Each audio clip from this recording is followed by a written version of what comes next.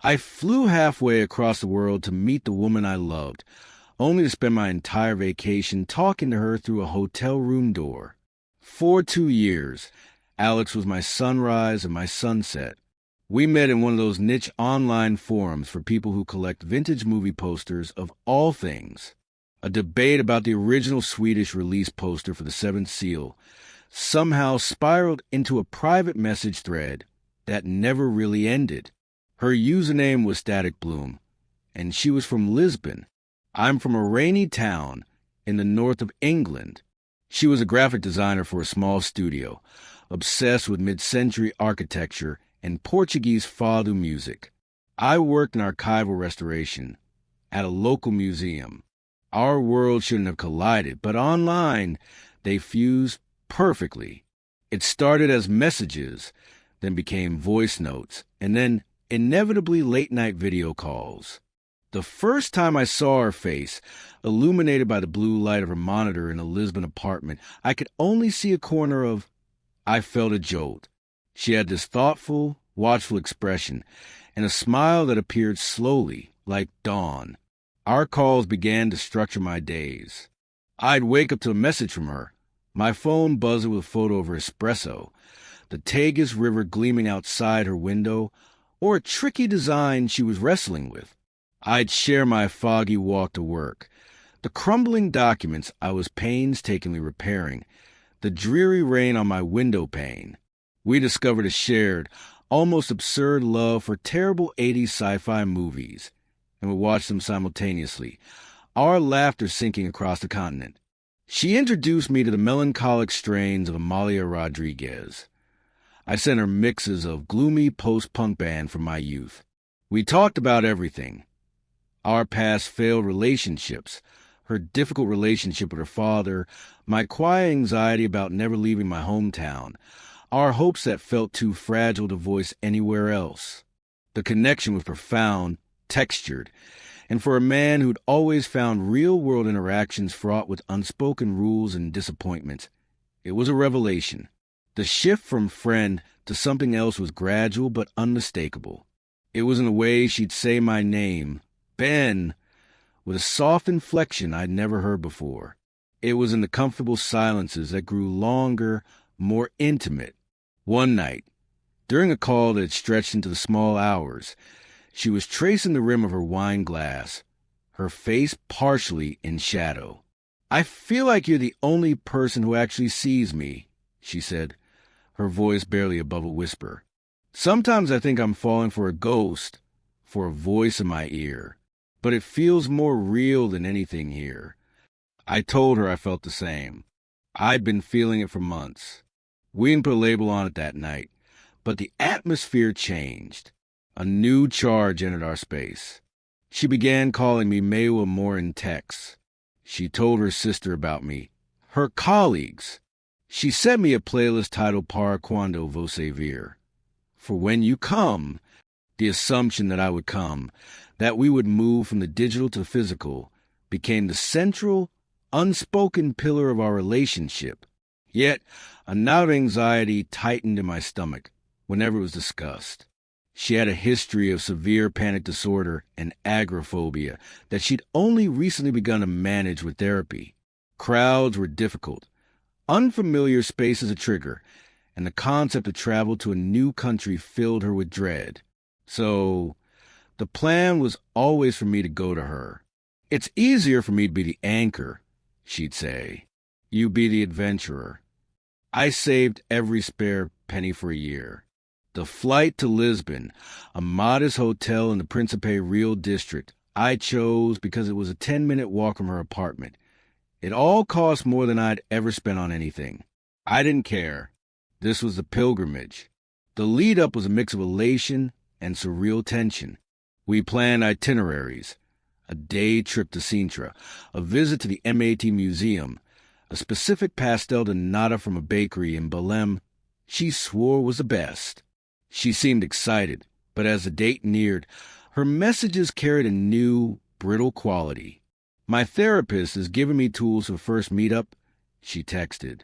"Breathing exercises, grounding techniques. It'll be fine. I'm just nervous I assured her I was nervous too, that it was normal. I pictured a slightly awkward first hug that would melt into our easy familiarity. I imagined quiet mornings in her apartment, her head on my shoulder.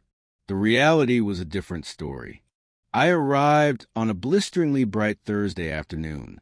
The Lisbon light was a shock after English gray.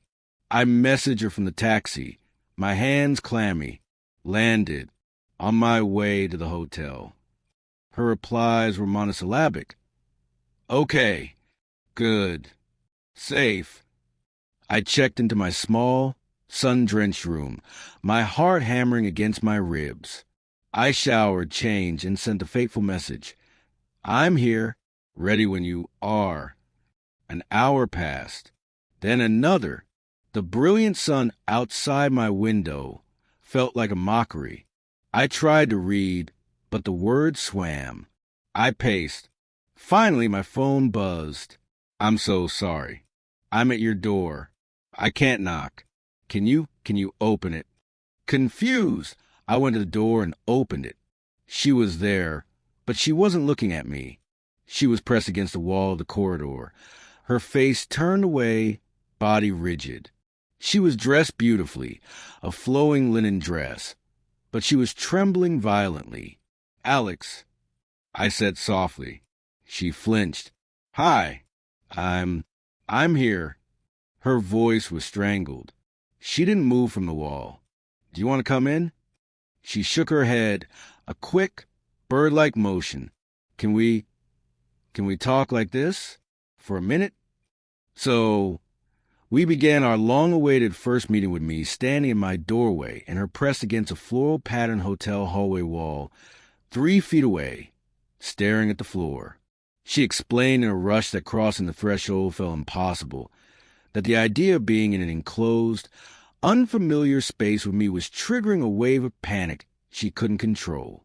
I tried to be calm, to use the soothing tone I'd used during her anxious moments on calls.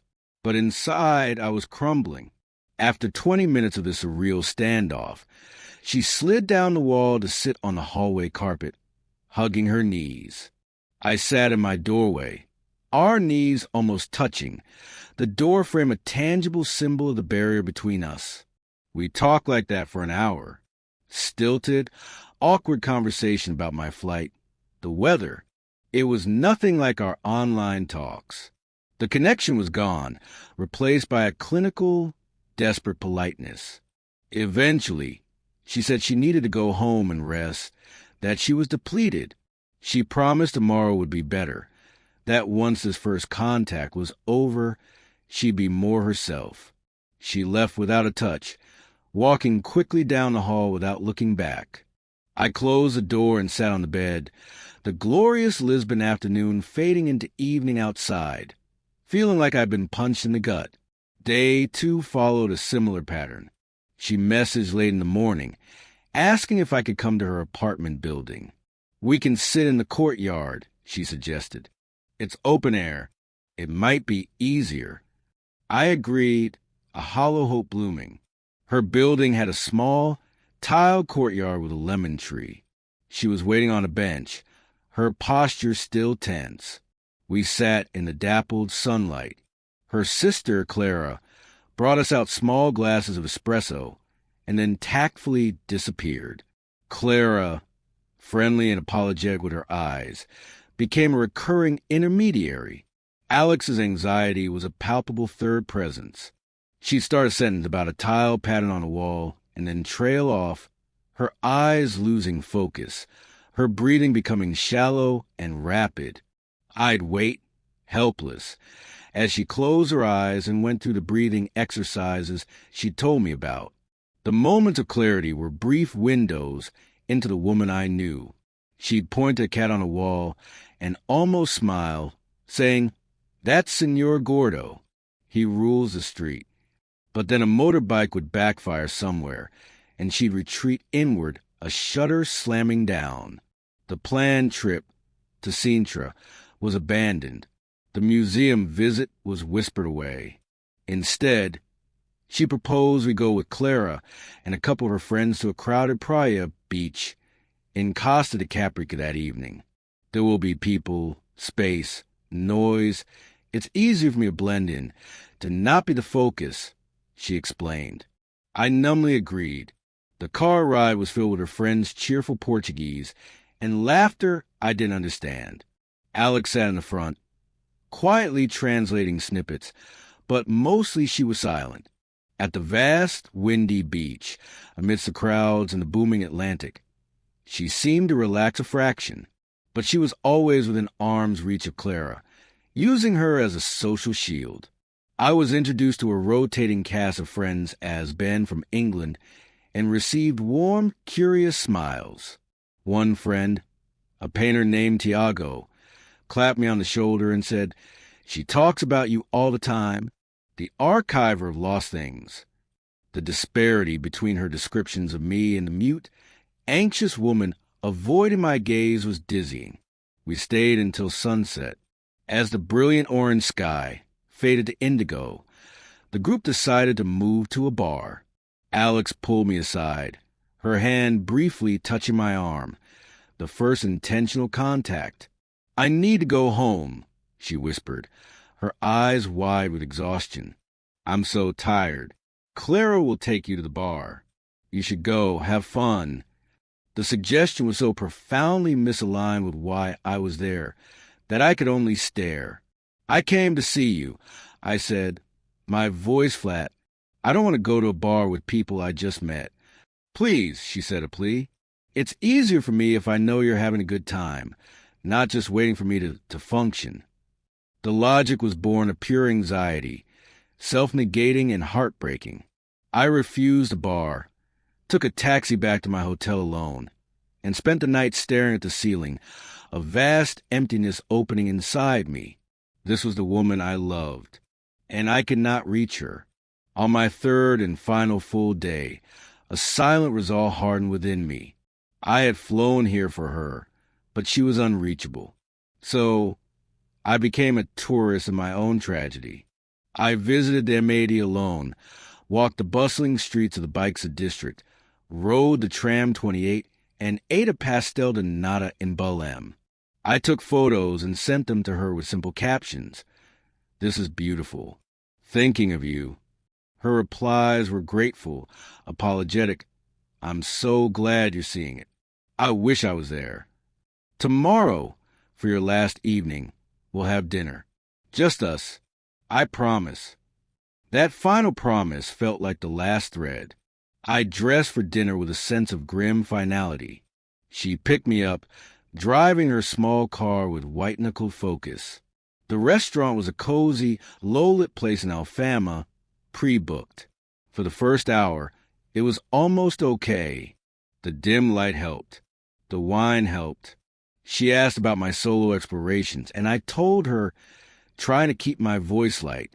She spoke about a project at work, and for a few minutes, the cadence of her voice was the one I knew from 1,000 nights. We were talking about a film we both loved when her phone buzzed. Clara was checking in. As Alex texted back, I saw her shoulders creep up towards her ears. The spell was broken. The anxiety returned, thicker now, fed by the pressure of this being our last chance. Her sentences grew shorter. She began to fiddle with the cutlery, her eyes darting around the room. The meal concluded in near silence. The walk back to the car was tense. When we reached it, she didn't start the engine. She just sat, her hands gripping the wheel, breathing in the measured, deliberate way her therapist had taught her. "I've ruined it," she said, her voice hollow. "I've ruined this beautiful thing we had." "You haven't ruined it," I said, but the words felt empty. The thing we had was ruined, or at least, it had been exposed as something that could not survive outside the carefully controlled environment of the internet. "It's not you," she said, a tear finally tracing a path down her cheek. "It's my brain. It's a prison. I could talk to you for 1,000 hours online and feel free, but put you in front of me, and my brain sees a threat, a judgment, an overwhelming reality it can't process. It feels like I'm drowning on dry land. It was the most honest thing she'd said all trip, and it was also a verdict. We sat in the dark car for a long time. I didn't try to touch her.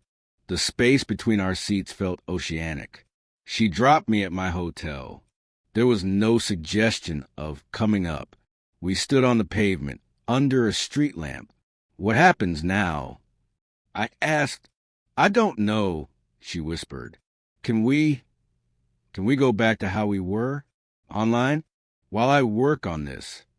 I looked at her, this beautiful, tortured woman I loved as a digital phantom, and knew with absolute certainty that I could not. To return to the calls, the messages, would be to live in a fantasy, a memory of a connection that reality had incinerated. The hope of a future together was the oxygen of our relationship, and this trip had suffocated it. I can't, I said, the words scraping my throat raw. I love the woman I met online, but I need a partner who can be in the same room with me, who can share a silence that isn't filled with panic. I can't build a life with someone through a screen, knowing that the reality is this. I gestured weakly at the space between us, at the whole failed weekend. She nodded, as if she'd expected it. The pain in her eyes was profound. I understand, she said. I'm so sorry, Ben, for everything. There was no kiss goodbye, no final embrace. We shared one last, long look, a silent goodbye to the people we had been to each other for 2 years, and then she turned and walked to her car. I watched her drive away, the taillights disappearing around a corner in the ancient Lisbon maze. Back in my room, I packed mechanically. The flight home the next morning was a blur.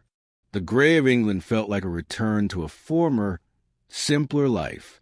I deleted the forum app from my phone. I didn't block her, but we didn't message. A month later, I saw she had changed her username from Static Bloom to something else.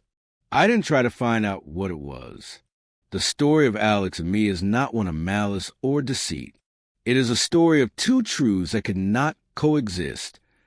The truth of our profound online connection and the truth of her debilitating anxiety. We built a palace in the clouds, but there was no foundation on the earth. Sometimes, love is not enough to bridge the chasm between the digital and the physical, between the self we can project and the self we must inhabit.